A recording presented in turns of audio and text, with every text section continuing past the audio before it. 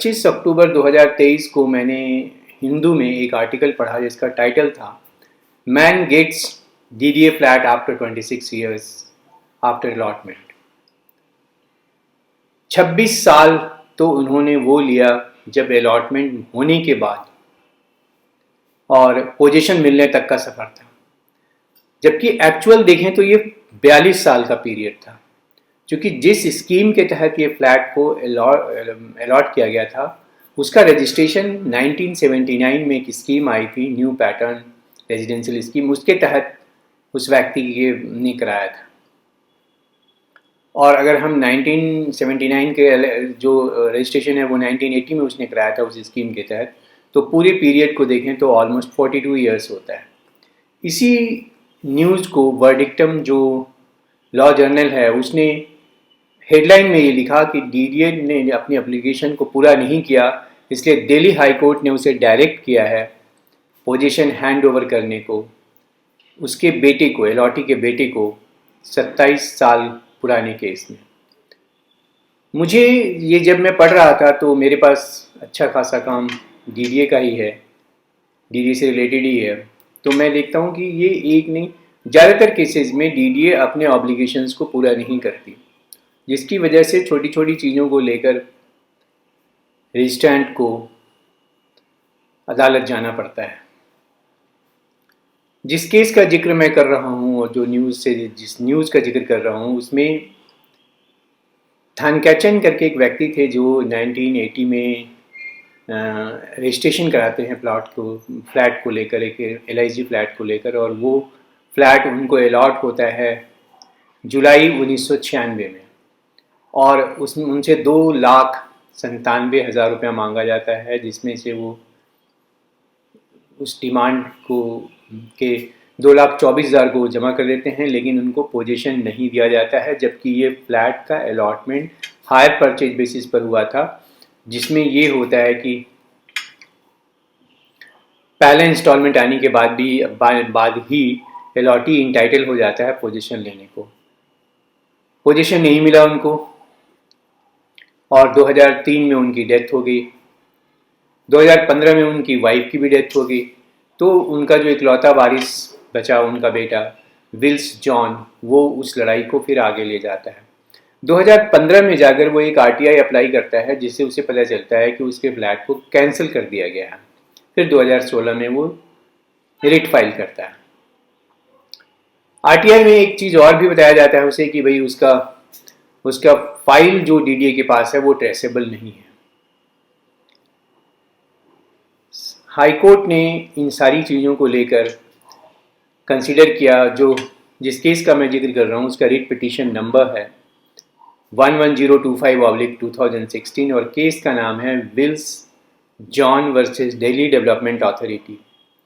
अब देखिए, एक आदमी इतना पीड़ित है सभी चीज़ों को लेकर, DDA का आर्गुमेंट क्या होता है कोर्ट में जब वो अपोज कर रही होती है इनके पिटीशन का। तो सबसे पहला कहते हैं कि भाई ये 15 साल डिले हो गया और 15 साल के बाद ये कोर्ट आया है अलॉटमेंट से, 96 में अलॉटमेंट हुआ था, इसलिए लिमिटेशन पे ही इसके पिटीशन को ख़त्म कर देना चाहिए। दूसरा वो कहते हैं कि भाई हमारा जो दिल्ली डेवलपमेंट अथॉरिटी रेगुलेशंस है उसके तहत हम इशू करते हैं डिमांड लेटर, और उसमें स्पेसिफिक एक प्रोविज़न है कि अगर आपने पैसा टाइम से जमा नहीं किया तो ये ऑटोमेटिक कैंसिल हो जाएगा और आपको इसके लिए नोटिस भी नहीं दी जाएगी। तीसरी बात वो ये कहते हैं कि जो ये 1979 की स्कीम थी NPRS, new pattern residency scheme, ये हमारा ख़त्म हो गया 2012 में, हमने इसे क्लोज़ कर दिया।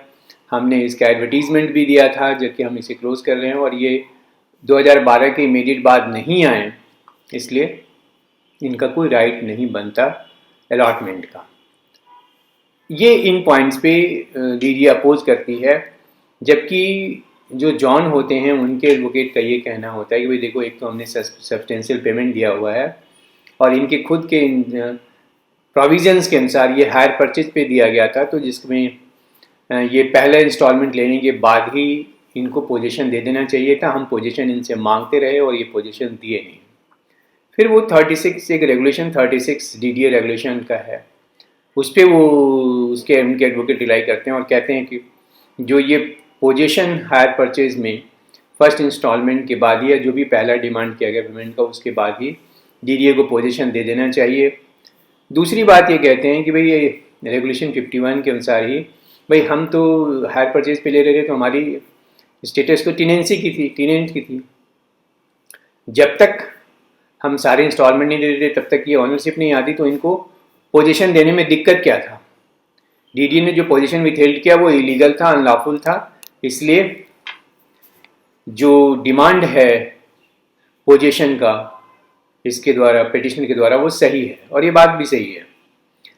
तो उन्होंने एक रेगुलेशन 36 है उसके बारे में ये कहा कि पोजीशन देना ये डीडीए की तरफ से इनिशिएट होना चाहिए था। इनको जैसे इन्होंने पेमेंट को एक्सेप्ट किया और डीडीए ने एक्सेप्ट किया पेमेंट को, उन्होंने कभी ये नहीं लिखा कि भाई जो पेमेंट है हम आप एक्सेप्ट नहीं कर रहे हैं।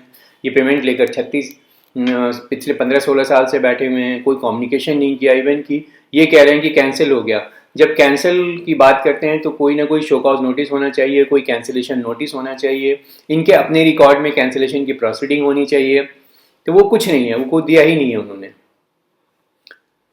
और इस तरीके से जजमेंट जो पास हुआ दिल्ली हाई कोर्ट के द्वारा जस्टिस जसमीत सिंह जी के द्वारा, उसमें डीडीए को डायरेक्शन दिया गया कि भाई आप पोजीशन हैंडओवर कीजिए और आपका जो भी पेमेंट बैलेंस बनता है वो उसका डिमांड रेज कीजिए। मुझे इस जजमेंट में दो तीन बातें बहुत बढ़िया लगी जो मैं आपसे शेयर करना चाहता हूँ। सबसे पहला कि लिमिटेशन को लेकर जो डीडीए के काउंसिल ने काफ़ी वेमेंटली उसको अपोज किया पिटिशन को, उसके बारे में उन्होंने कहा कि कोई डिले ही नहीं है और डिले का क्वेश्चन एराइज भी नहीं होता, चूँकि आप ना तो सो कॉज नोटिस दिए कैंसिलेशन का, ना ही कोई कैंसिलेशन अपने लेवल पे करके इनको इन्फॉर्म किए, तो इनको पता ही नहीं चला। इनको पता तो 2015 में चला जब ये आरटीआई का अप्लाई किए, तब भी आपने ये कह दिया कि फाइल ही नहीं है, फाइल ही ट्रेस नहीं हो रही।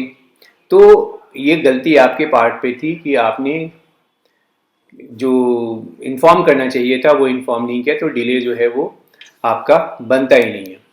दूसरी बात कही कि डीडीए ने कोई ऐसा डॉक्यूमेंट फाइल नहीं किया जिससे ये पता चले कि रिकॉर्ड पे कैंसिलेशन की प्रोसीडिंग जो डीडीए करती है आपस अपने रिकॉर्ड पे, वो उन्होंने प्रोसीडिंग इनिशिएट किया, कंक्लूड किया, और इसलिए ना ही इनको इन्फॉर्म किया गया। तो डीडीए ने कहा कि डिले यहाँ पे डिले और लिमिटेशन इशू ही नहीं बन सकता। और जैसे ही 2015 में इनको पता चला कि भाई आपने अलॉटमेंट कैंसिल किया है तो 2016 में ही आ गए, तो इसलिए डिले का कोई पॉइंट ही नहीं है। कैंसिलेशन को लेकर कोर्ट ने ये कहा, जो अच्छा डील किया है जस्टिस जसमीत सिंह जी ने, कि जो डिमांड कम अलॉटमेंट लेटर है उसको जब देखा जाए तो उसमें ये कहता है कि जो एक आपको कंफर्मेशन अमाउंट, उसमें दो मोड था पेमेंट का, या तो आप लमसम कर दीजिए, नहीं अगर आप हायर परचेज पे लेते हैं तो आप एक कंफर्मेशन अमाउंट 15,000 का जमा कीजिए। तो एडमिटेड फैक्ट है कि अलॉटी ने 15,000 रुपया जमा कर दिया, तो कहीं भी अब ये तो रहा ही नहीं कि ऑटोमेटिक कैंसिलेशन हो जाएगा नॉन पेमेंट की बात। ये स्लिप नॉन पेमेंट की बेसिस पर जो ऑटोमेटिक कैंसिलेशन का क्लेम था डीडीए का, कोर्ट ने सिरे से खारिज कर दिया। और कोर्ट ने ये कहा कि जो सबसे इम्पॉर्टेंट एस्पेक्ट है कि वायलेशन ऑफ नेचुरल जस्टिस, जब भी आप कैंसिलेशन के लिए जा रहे हैं तो अलॉटी को एक सो कॉज नोटिस तो देंगे, और इस केस में नहीं दिया गया, एडमिटेड फैक्ट है, ना ही ऑन रिकॉर्ड कोई कैंसिलेशन प्रोसीडिंग शुरू करी गई।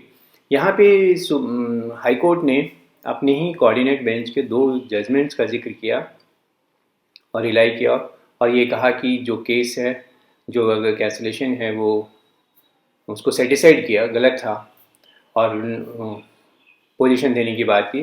जिस जजमेंट की बात की यहाँ पे इस हाई कोर्ट ने, उसमें एक था SP Kureel versus Delhi development authority, ये 2013 का जजमेंट है कि बिना सो कॉज नोटिस के आप कोई कैंसिलेशन कर ही नहीं सकते।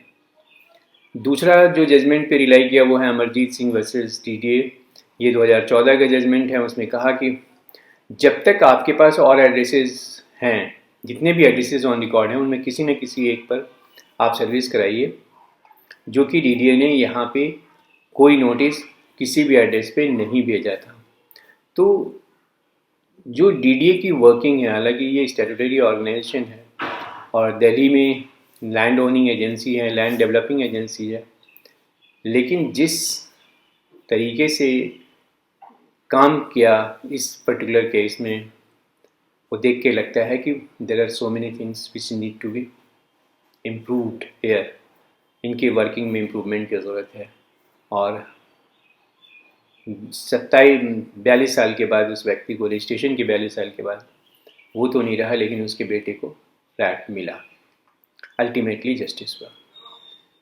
तो डीडीए से रिलेटेड कोई भी इशू हो इस लैंड ट्रांसफ़र से या अलॉटमेंट से, तो ज़रूर मुझसे शेयर कीजिए। मुझे खुशी होगी आपके सवालों का जवाब देने में। और कुछ जजमेंट्स, कुछ वीडियोस जो कुछ ऐसे इश्यूज़ पे मैंने बनाए हैं, उसका लिंक मैं दे दूँगा, और जिन जजमेंट्स का जिक्र किया उसका भी लिंक मैं दे दूँगा, डिटेल में दे दूँगा डिस्क्रिप्शन सेक्शन में। आप वहाँ जाइए और देखिए। और अगर मेरा चैनल सब्सक्राइब नहीं किया है तो प्लीज़ सब्सक्राइब कीजिए, वीडियो को लाइक कीजिए, शेयर कीजिए, अपने विचार जरूर तक मुझे साझा कीजिए। मेरा एक नंबर है, व्हाट्सएप नंबर है 2870701776, उस पर मुझे कांटेक्ट कीजिए। Thank you.